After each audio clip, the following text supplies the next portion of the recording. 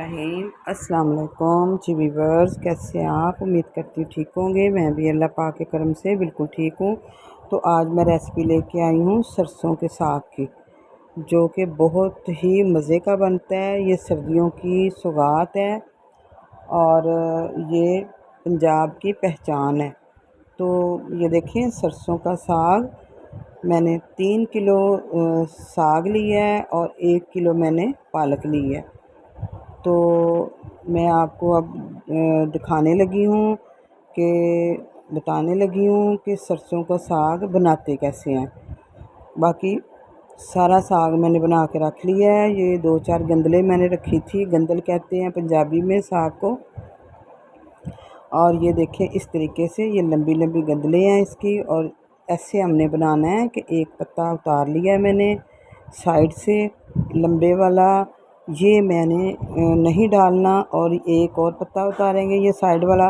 और ये बाकी गंदल जो है ना, ये हमारी बिल्कुल सॉफ्ट है। ये देखें, इसको छील लेंगे। ऐसे मैं तो गंदलों को छील के फिर मैं साग बनाती हूँ, बहुत मज़े का बनता है। ऐसे ही हमने सारा साग रेडी कर लिया है।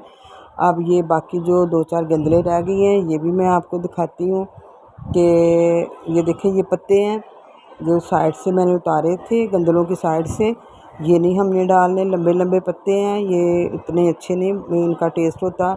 और ये देखें, ये भी ये सारे पत्ते हैं, ये हमने सारे ज़ाया कर देने हैं। ये वाले पत्ते जो साइड से उतारे थे, ये नहीं हमने डालने। ये देखें, ये नहीं डालने हमने, ये पके हुए हैं, ये इसका फिर साग अच्छा नहीं बनेगा। और ये जो छोटे छोटे पत्ते हैं ना, ये नाजुक नरमो नाजुक से ये बहुत अच्छे हैं। ये देखिए कितने सॉफ्ट हैं, इनको हमने डालना है। तो ऐसे पत्तों को ज़ाया नहीं करना आप लोगों ने, बड़े पत्ते ज़ाया कर दे, छोटों को नहीं करना। और ये गंदले देखो, ये साइड से मैंने पत्ता उतार लिया है और ये इसको मैंने छील लिया है गंदल को। और ये देखें, इसको भी ऐसे ही मैंने सारा साग ऐसे ही तैयार किया है, साइड से पत्ते उतार के और गंदलों को छील के। तो गंदल को छील के अगर हम बनाएंगे तो साग बहुत ही मज़े का बनेगा और नरम बनेगा और जल्दी से घुट जाएगा और मलाई की तरह मुलायम बनेगा। ये देखें, ये सारी गंदलें मैंने ऐसे ही रेडी करनी है। तो ये देखें, ये तो पकी हुई गंदल है, इसको हमने वहाँ तक ये देखें तोड़ के देखना है कि कहाँ तक ये नरम है। ये देखें, यहाँ तक नरम है, इसको हम अब डाल लेंगे छील के। तो ऐसे ही आपने सारा साग तैयार करना है। ये देखें,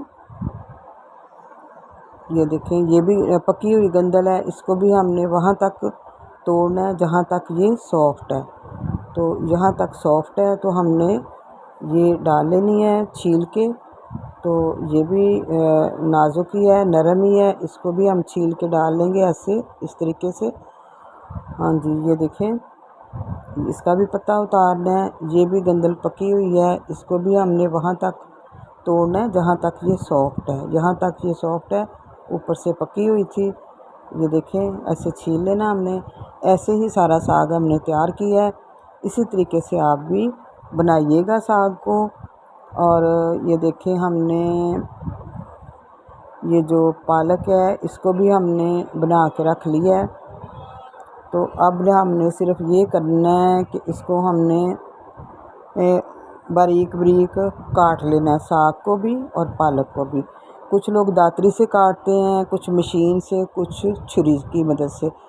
तो आइए हम भी छुरी की मदद से साग को काट लेते हैं बारीक बारीक काट के। तो फिर हमने इसको प्रेशर में पकाना है। तो ये देखें, मैंने प्रेशर रखा है, 1 लीटर मैंने पानी डाला है। तो साग को मैंने बारीक बारीक काट के अच्छे से 3 पानी धो लिया है, क्योंकि उसमें फिर मिट्टी होती है, रेत होती है, तो वो फिर मुंह में आए तो जायका नहीं आता। तो इसलिए मैंने ये देखें धो के 3 पानी फिर मैंने साग को डाला है।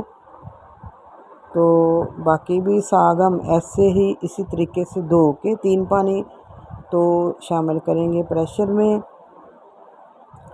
तो आप भी जब भी पालक या मेथी या साग, सब्ज़ पत्तों वाली सब्ज़ियां अगर धोएं, 3 पानी कम से कम धोएं ताकि उसमें से जो रेत मिट्टी है वो साफ़ हो जाए, क्योंकि इस तीनों चीज़ों पे मेहनत ज़्यादा लगती है और अगर रेत मिट्टी आ जाए मुंह में तो फिर सारा सालन, सारी मेहनत ज़ाया हो जाती है। इसलिए ये देखें, अब मैंने इसमें डालना है पालक जो है, उसको मैंने काट के बारीक, तो उसको भी मैंने 3 पानी धो के, साग हमने पहले डाला है। ये देखें नीचे हो गया साग, जगह बन गई पालक के लिए। तो ये देखें साग हमारा पक रहा है। अब मैंने इसमें पालक डालनी है। पालक को भी मैंने 3 पानी धो लिया है। अब मैं इसमें शामिल कर दूंगी पालक को भी। और ये देखें इसमें अब हमने डालना है नमक। तो ये देखें हमने प्रेशर बंद करना है ना, इसलिए हमने साग और पालक को अच्छी तरह नीचे कर लेना है, क्योंकि प्रेशर चलाने का भी एक तरीका है। प्रेशर के ऊपर तक साग नहीं होना चाहिए, हवा के लिए जगह होनी चाहिए। तो अब मैं इसमें डालूँगी नमक 2 टेबल स्पून। देखें 2 टेबल स्पून मैंने इसमें नमक डाला है। डालने के बाद तो हमने प्रेशर बंद कर देना है तकरीबन आधे घंटे के लिए। प्रेशर को बंद करना है हमने आधे घंटे के लिए। आधे घंटे के बाद फिर हम देखेंगे कि हमारा साग किस तरह, ये देखें कितना को गल के तैयार हुआ है। तो ये देखें इसका कलर भी चेंज हो गया है। तो पहले ग्रीन था, अब ये मेहंदी कलर का हो गया है। तो जब हम पकाएंगे फिर वो डार्क ग्रीन हो जाएगा। और ये देखें, मैं देख रही हूँ कि साग किस हद तक गल गया है। तो ये बिल्कुल गल गया साग। ये देखें बिल्कुल सॉफ्ट हो गया है, नरम हो गया है। तो पत्ता नहीं देखना हमने, गंदल को देखना है। पत्ता तो पहले गलता है तो गंदल बाद में गलती है। तो अब मैंने 150 ग्राम सब्ज़ मिर्चें ली हैं। ये ज़्यादा कड़वी नहीं होती, इनको धो के डंडियाँ उतार के तो हमने इसमें डाल लिया है। तो इसके बाद हमने ये पानी लिया है साग का पानी मैंने उतार लिया था। 1 कप ये जाएगा इसमें। और ये मैंने लिया है गंदम का आटा 1 कप। ये हाफ कप पहले मैं डाल के देखूँगी। तो हमने इन तीनों चीज़ों को ग्राइंड कर लेना है। ये देखें तीनों चीज़ों को हमने ग्राइंड करना है। ग्राइंड करके मैं आपको दिखाती हूँ ये अमेज़ा कैसा तैयार हुआ है। फिर हमने ये देखें इसमें फिर हमने ये देखें, अब हमने ये देखें अमेज़ा तैयार कर लिया है। अब हमने इसको साग में डालना है। तो कुछ लोग होते हैं वो आटा गंदम का वैसे ही सूखा ही डाल देते हैं। तो जैसे उसमें गुठलियाँ भी बन सकती हैं, बन भी जाती हैं। लेकिन मैं तो इसी तरीके से बनाती हूँ। अगर आप चाहें तो मकई का आटा भी डाल सकते हैं गंदम की जगह पे, या चावलों का आटा भी डाल सकते हैं, या गंदम का डाल लें। मैंने तो गंदम का आटा डाला है। और साथ साथ ही हमने ये देखें तीनों चीज़ें डाल के तो फिर हमने इसकी घुटाई करनी है। इसको घोटना है साग को अच्छे तरीके से, हमने साग को घोटना है। तो तकरीबन 10 मिनट लगा के चूल्हा हमने जला लिया नीचे। तो जलते चूल्हे के ऊपर हमने इसको रख के तो इसको हमने घोटना है। ये बड़े प्यार से हमने घोटते जाना है। और ये जो हमने अमेज़ा डाला है वो भी हल हो जाएगा, गुठलियाँ भी नहीं बनेंगी। और ये देखें साग माशाल्लाह माशाल्लाह साग हमारा घुटने के करीब है। कलर भी इसका डार्क ग्रीन हो गया है। पहले लाइट ग्रीन था, फिर मेहंदी हुआ, अब डार्क ग्रीन हो गया कलर साग का। बहुत अच्छा कलर हो गया है। तो सारा कुछ हमने डाल दिया, सिर्फ तड़का लगाने वाला रह गया है। तो हम इसको तकरीबन 5 मिनट के लिए और घोटेंगे। तो पानी नहीं रहना चाहिए इसमें। पानी तो बिल्कुल भी नहीं होना चाहिए, पानी खुश्क हो जाना चाहिए, इसलिए हमने चूल्हा नीचे जलाया हुआ है। साथ साथ घोटेंगे, साथ साथ इसका पानी खुश्क होगा और साथ साथ ये पकता जाएगा। तो आप भी मेरे तरीके से बनाइएगा। ये साग इस तरीके से बहुत मज़े का बनता है। तो ये देखें, अब तकरीबन घुट गया है हमारा साग। तो अब हमने तड़का लगाना है, तड़के की तैयारी करनी है।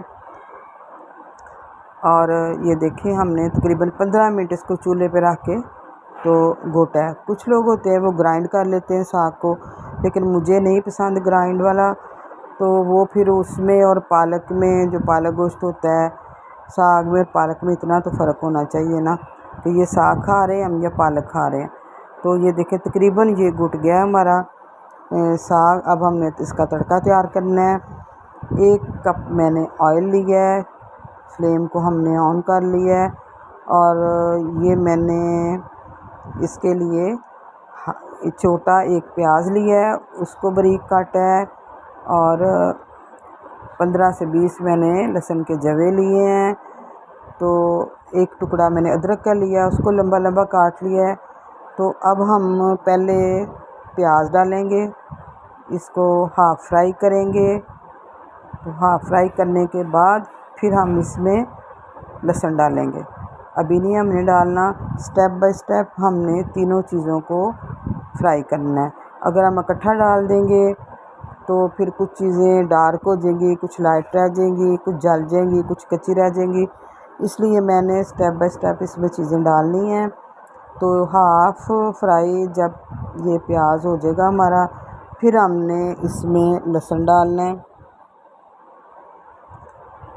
देखिए व्यूअर्स, लहसुन डालना है हमने। अब इसमें हाफ़ फ्राई हो गया है, ये लहसुन डालेंगे। तो लहसुन जब हाफ़ फ्राई हो जाएगा तो फिर हम इसमें डालेंगे अदरक, जो लंबा लंबा काट के रखा है। तो जी व्यूअर्स, ये जो साग है ये खून के जहरीले मादों को ख़त्म करके खून को साफ़ करता है, इसलिए हमें साग अक्सर सर्दियों में पकाना चाहिए।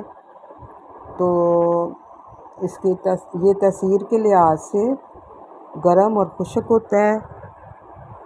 ये कब्ज़ कुशा और पेशाब आवर होता है। तो जी व्यूअर्स, आपको पता होना चाहिए सब्ज़ पत्तों वाली सब्ज़ियां दिमाग के लिए बहुत मुफीद होती हैं, इसलिए साग से आपकी याददाश्त में इजाफ़ा होगा। तो साग सर्दियों में ज़रूर हमें पकाना चाहिए 4 से 5 बार। तो ये देखें, लहसुन भी हमारा तकरीबन हो गया फ्राई। तो अब हम इसमें अदरक डालेंगे, जो मैंने 1 टुकड़ा लेके उसको लंबा लंबा काट के रखा था। तो अब हम इसमें अदरक डालेंगे। तो ये देखें, अदरक डाल के तो फिर हम इसको फ्राई करेंगे। ये तीनों चीज़ें जब फ्राई हो जाएंगी तो फिर देखते हैं हम, ये जो होता है ये सब्ज़ी व्यूअर्स, सरसों का साग मकई की रोटी और मक्खन के साथ खाएं तो बहुत मज़ा आता है।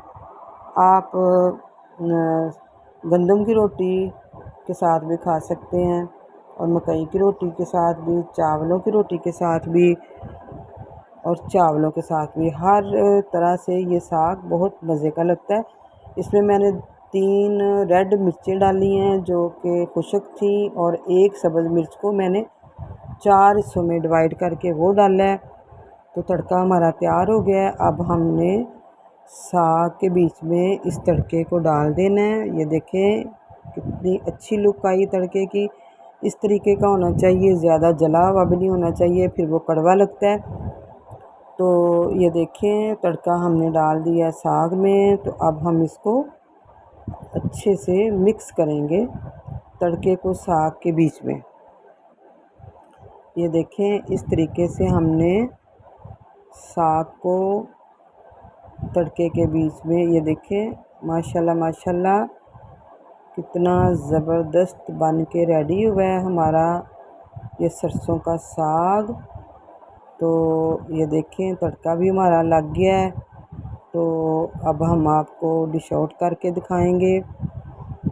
ये देखें, माशाल्लाह माशाल्लाह, सुभान अल्लाह, साग हमारा रेडी हो गया है जी व्यूअर्स।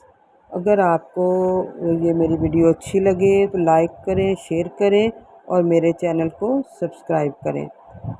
तो जी व्यूअर्स, ये देखें, साग में पानी बिल्कुल भी नहीं है और ना ही होना चाहिए साग में पानी। तो मैं आपको दिखाती हूँ ये किस तरीके से बना है। एक चम्मच में उठा के दिखाती हूँ कि इसमें पानी तो नहीं है। ये देखें, इस तरीके से कितना थिक हो गया है साग, हमारा बन के रेडी हो गया है। पानी बिल्कुल भी नहीं है। अपनी दुआ में याद रखें और मेरे लिए बहुत दुआ करें। नई आने वाली वीडियो के साथ हम फिर मिलेंगे। अपना बहुत सा ख्याल रखिएगा। अल्लाह हाफिज़।